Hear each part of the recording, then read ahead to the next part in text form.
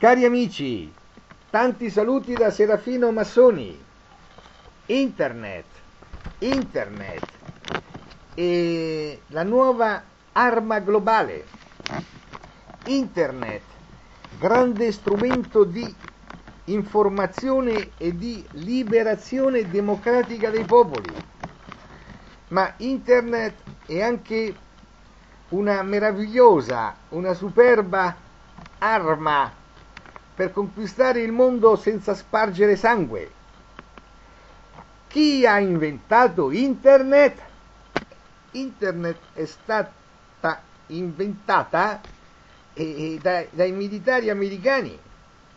Poi Internet è stata traslocata, è passata al mondo civile. Però l'invenzione è un'invenzione americana e militare. Ora ne facciamo un uso civile. L'uso civile lo fa soprattutto la grande potenza americana. E tramite Internet, tramite il web, viene diffuso in tutto il mondo l'American Way of Life, la strada americana della vita, lo standard di vita americano e occidentale, soprattutto americano. Tramite Internet tutti i popoli vengono a conoscenza di come vivono gli americani. Quindi piano piano tutto il mondo si americanizza. E questa è la vera globalizzazione.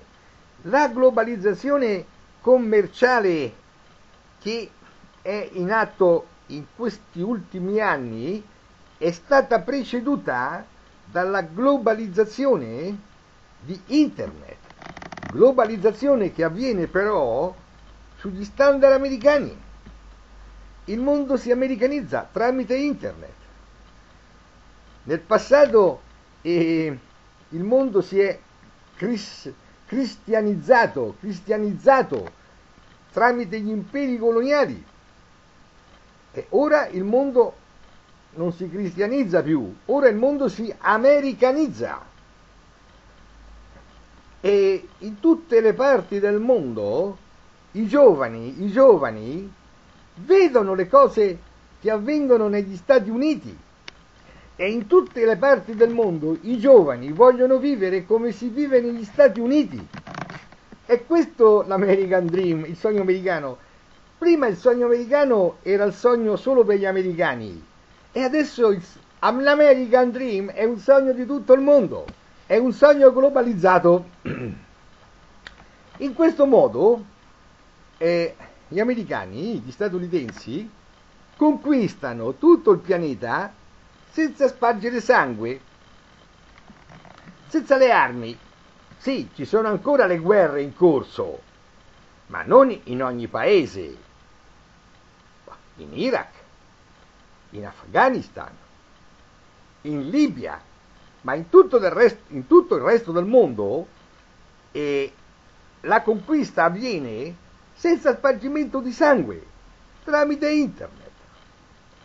Però c'è un però, cari amici, c'è un però, perché Kit Alexander, direttore della National Security Agency, ha detto che, io ripeto, Kit Alexander, direttore della National Security Agency, ha detto che l'Occidente, noi europei, forse anche gli americani, anche gli americani fanno parte dello standard di vita occidentale, che l'Occidente deve prepararsi alla prima cyber war. E dice che l'attacco, Kit Alexander, direttore della National Security Agency, dice che l'attacco potrebbe partire dalla Russia o dalla Cina. La cyber war potrebbe partire dalla Russia o dalla Cina. E queste cose sono detti ad alto livello. Infatti, se tutto il mondo si americanizza tramite internet, che è la grande arma degli Stati Uniti, succede anche che in certi paesi possono avvenire delle destabilizzazioni. Nel Nord Africa e in Medio Oriente, quando ci sono state le rivolte dei i giovani del Nord Africa e del Medio Oriente, e sono ancora in corso queste rivolte, la prima cosa che ha detto la Casa Bianca è stata quella di dire: lasciate libero il web, lasciate libero internet, non oscurate il web, non oscurate la rete, non oscurate internet. È la nuova arma americana, internet. Però ci sono degli stati che non possono accettare una tale situazione. Come può la Cina, che ha quasi 2 miliardi di schiavi, la Cina ha quasi 2 miliardi di schiavi, come può la Cina accettare che i giovani cinesi si facciano cantare da internet e si mettano a fare le rivolte come nel Nord Africa e come nel Medio Oriente? Non è possibile. It's not possible. Do you understand my words? Yes, you do. Dunque, allora l'attacco cibernetico, come dice Keith Alexander, direttore della National Security Agency statunitense, e l'attacco, secondo me, Serafino Massoni, non parte dalla Russia, parte dalla Cina. La Cina non può accettare che i cinesi, tutti i cinesi, gli schiavi cinesi, vengano sedotti dallo standard di vita americano. Quindi il cielo della Cina deve essere oscurato, ma per la Cina potrebbe essere oscurato anche il cielo, che so, di tutto il continente africano, perché i cinesi stanno facendo tanti affari nel continente africano.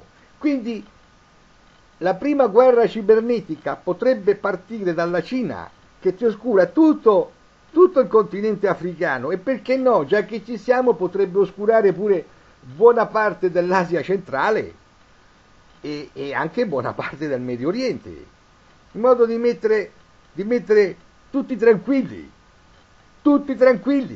perché se continuano ad elevarsi gli standard di vita di tutto il pianeta, poi arriva un punto che non è più possibile per nessuno a soddisfare le crescenti esigenze, le crescenti aspettative, perché è vero che internet è l'arma suprema per la americanizzazione del mondo, ma può diventare anche un boomerang, perché quando il mondo si è tutto americanizzato, e allora il pianeta non è più capace di soddisfare le esigenze di un mondo completamente americanizzato, perché le statistiche ci dicono che per quanto riguarda l'ecologia, quelli che inquinano di più sono proprio gli americani, e se tutti noi a livello mondiale ci mettiamo a vivere come gli americani, povero pianeta. E allora, siccome non possono essere gli americani a oscurare un continente o 2 continenti, questa opera di oscuramento cibernetico deve venire, può venire o dalla Russia, ma soprattutto dalla Cina. E infatti la Cina in questi giorni, la Cina presto supererà gli Stati Uniti come ricchezza, come prodotto interno lordo, come ricchezza. Però la Cina non può consentire che tutto il mondo continui a farsi prestare soldi dalla Cina, e non può neanche consentire che tutti i giovani si americanizzino, e quindi arriva il momento che la Cina dovrà avviare una guerra cibernetica nel senso di oscurare a intermittenza, fare dei blackout, in modo di tenere sotto controllo il continente africano e tutti gli stati del centro asiatici e medio orientali. Va bene, questa è la previsione che ha fatto Kit Alexander, direttore della National Security Agency. Kit Alexander dice che l'Occidente deve prepararsi alla prima cyber war e dice che la prima cyber war sarà scatenata o dalla Russia o dalla Cina. No, io credo che sì, ma credo che sarà la Cina a scatenare la prima cyber war. Va bene, cari amici, quindi internet, grande strumento di liberazione, però con un aspetto anche negativo, perché libera i popoli, sì, ma li americanizza tutti, capito?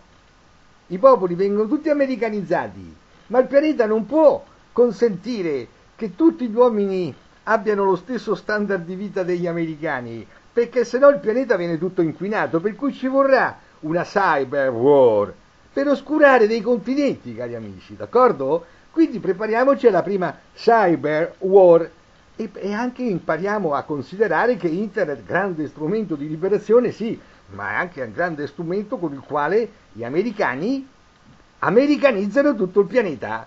Va bene, cari amici? Grazie se mi avete ascoltato e a tutti voi tanti saluti da Serafino Massoni.